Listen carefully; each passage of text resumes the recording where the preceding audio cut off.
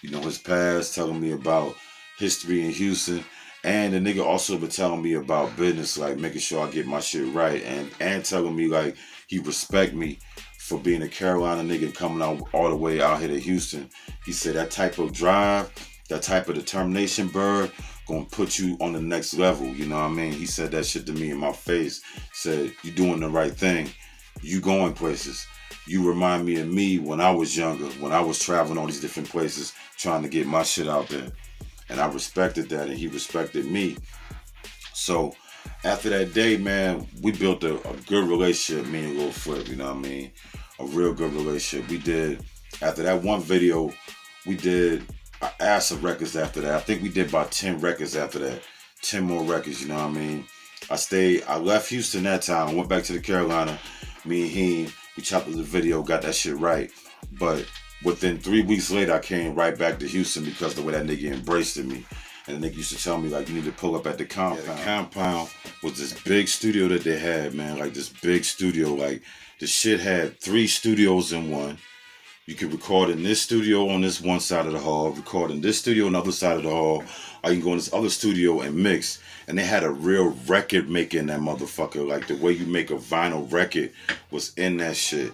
And then you walk down the hall, they got rooms that you can do for photo shoots, and they got rooms that you can do for green screen and then videos. So like me and him, when I came to the compound, when I came up there 3 weeks later, he invited me to the compound and said, yo, I'm dropping a new album.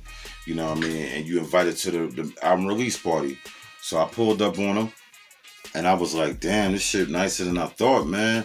Like when you pulled in the gate of the studio, like you couldn't even get in that bitch without a code. You had to park outside the building and tell somebody come out and punch in the code for you to open that shit up. You know what I mean? I did a lot of music with a lot of other artists there too, like, you know what I mean? At the compound, I did shit with ESG there. I recorded shit with Killer Callion there. Everybody that's from Houston that's big, you know what I mean, go to the fucking compound, you know what I mean? Even Lil Wayne was there one week I was there. I didn't get to see him, but he was in the building. But anyway, let's get back to the point. The point was, like, when Flip brought me to the compound and showed me all this shit, the nigga gave me straight carte blanche. The nigga treated me mad good. Like, as soon as I walked in the door, nigga passing me the blunt. Nigga had like a whole cones. And it wasn't even blunts, it was joints. Like the ones you buy from the dispensary, a whole cones of them shit. Nigga passed me one. Nigga passed the niggas I was with one. And we was in there just chilling, smoking, drinking, you know what I mean? And I came through and I was like, man, you got all this shit in here, man. Let's film our next video that we do for some of these records that we recording in here, man.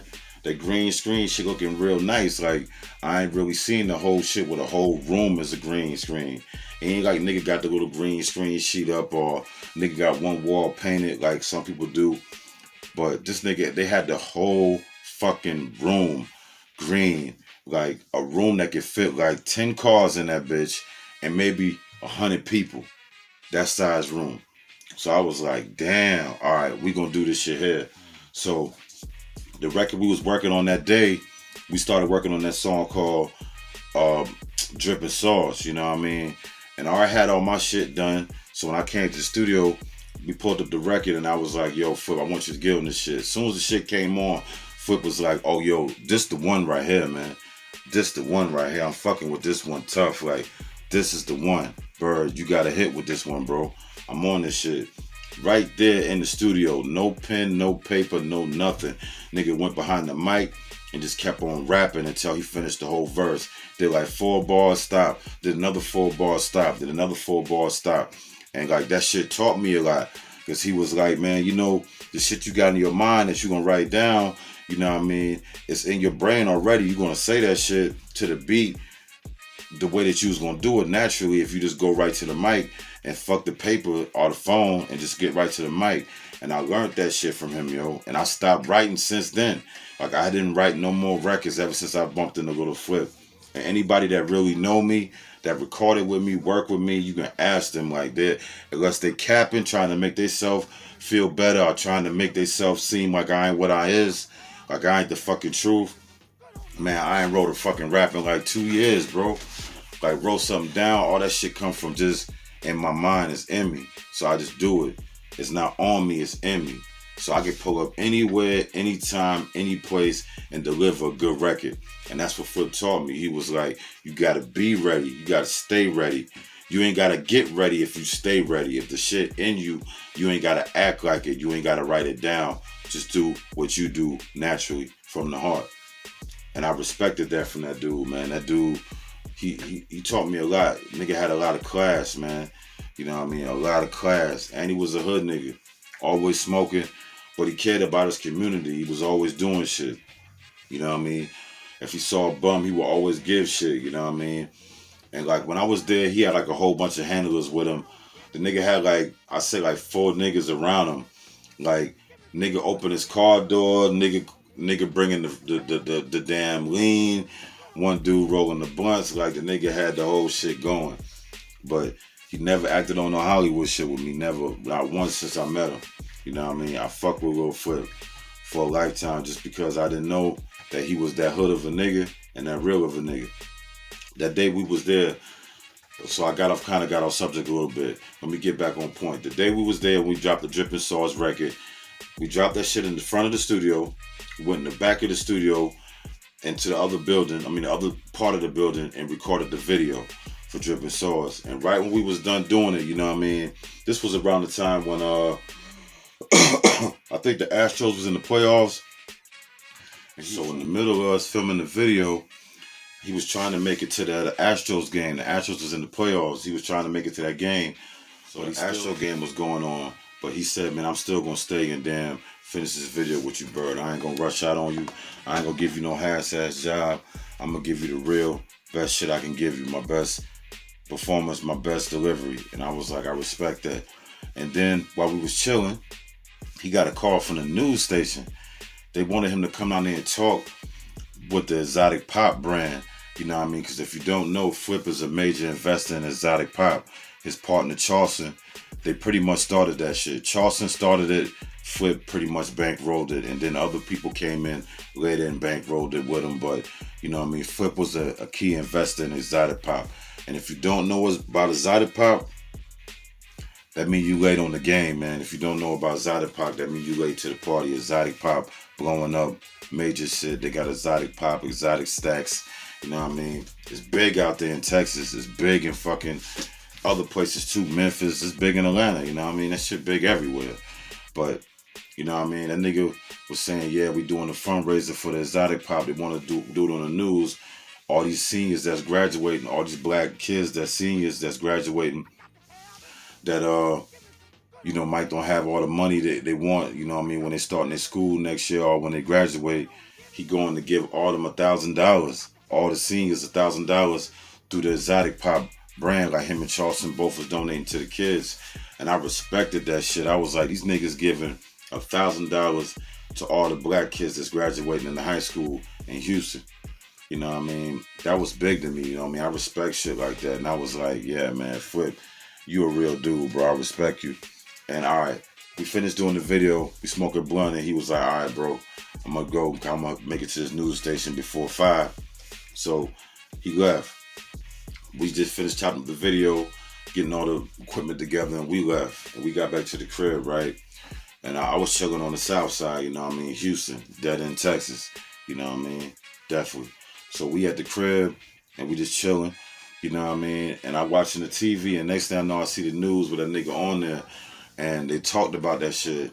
And that shit made me feel even better because a lot of people be capping, like they be this and that, you know what I mean? Especially when you come to this city to do a video with them, you know what I mean? They be acting like they got this going on, trying to rush you off and damn, rush you off so they can hurry to get to the next. But he wasn't doing that shit. The nigga was keeping it 100. So we saw the shit on news, live myself, them doing that shit, you know, giving money to the kids through the Exotic Pop company. You know what I mean? That shit was major. And they all the newspaper really wanted to do was just talk to him. The guys from Exotic Pop, they ain't really known and famous as Lil Flip is. Charleston and them dudes, they get money, but Flip more, you know, world nationally known. So they talked to Flip, you know what I mean? And that nigga did it like a real G, man. And I said, that's respectable. So then 3 days later, I got up with him again, and we went back to the studio and dropped some more shit, you know what I mean? I think that night we dropped a song called Gorilla Glue and Mango. You know what I mean? That shit was hard. You know what I mean? We ain't shoot a video to that one, but that one's out there for everybody to see. You know what I mean? So me and Flip just kept on building rapport, man. And he was a good dude. And he wasn't on no Hollywood shit. He wasn't on no taxing niggas for money shit. Because he kind of believed in a nigga. Like, he really believed in a nigga. He made me believe in myself more. Like, every time I hung around him and talked with him, when I went back to the Carolina, you know what I mean, I felt like I was ahead of the game with everybody else. Because I already had more insight than I begun with, you know what I mean? I had insight from Pat, but Flip gave me more insight to the business side and moving like a man. Because, you know, Pat, at that time when I was hanging around him, he was still on some hood nigga shit. You know what I mean? He was doing his money, getting his money and doing his business, but Flip wasn't on no hood nigga shit. He been on some grown man business shit and on some damn growth and development for black people type shit. And, you know what I mean? When I was talking to him, the next day we got together and did the Gorilla Mango, the Gorilla Glue and Mango track. He was telling me about his family. You know, they used to be Black Panthers. So he said his uncles and shit, they were Black Panthers. So he grew up knowing about knowledge himself, getting taught certain shit that most people think that you got to grow up on the East Coast to kind of learn and have that kind of, to be cut from that cloth and have that kind of mentality. But that's not true, man. In Texas, them niggas was building that shit like in Texas, you know what I mean? Because Texas real close to California. So, you know what I mean? They had their own chapter of Muslims out there in Texas back in the day. And, you know what I mean? Flip family was in that shit. So Flip was very big on his people, his family, the black people, black and brown people, and us helping each other, you know what I mean? When I say that black and brown people shit, that don't mean that he ain't got love for white people, because Flip got mad white friends around, mad white people that he do business with, mad white people that he recommend me do business with, white people that really helped him, and knowing that some of them will help you more than some of us will help us. You know, they'll help you more times than a black person will help you a lot of times, because a lot of black people don't have knowledge yourself. But when you get knowledge yourself, like Flip, like once you get the knowledge and the wisdom, it's your duty to help one, you know, reach one, teach one.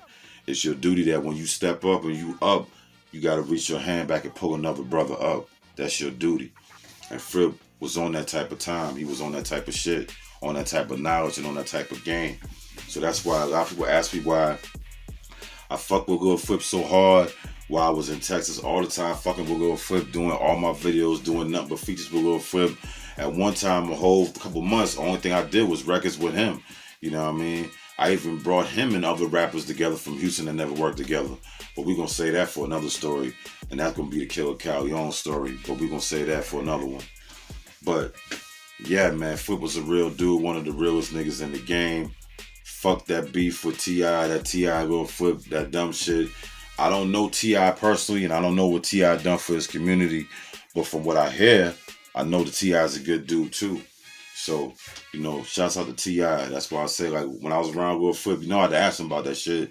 And he never really had no bad words to say about T.I. He never was a hater towards T.I. He just said they bump heads for a small reason back in the day. And this, that, and the third happened. When T.I. came out to Houston, this, that, and the third happened. I ain't gonna put that shit out there on the street or on YouTube, because T.I. might be offended by the shit that I heard would really happen in Houston when he went down there. But, you know what I mean? It's all good, man. Shout out to Lil Flip. And shout out to T.I. But Lil Flip is my dude. I consider him a real friend and a real nigga. A real nigga from the street, from the bottom that came up. Alright, it's your boy, K Bird, signing out. This was another edition of Facts, Not Fiction. Pay attention. I'm out.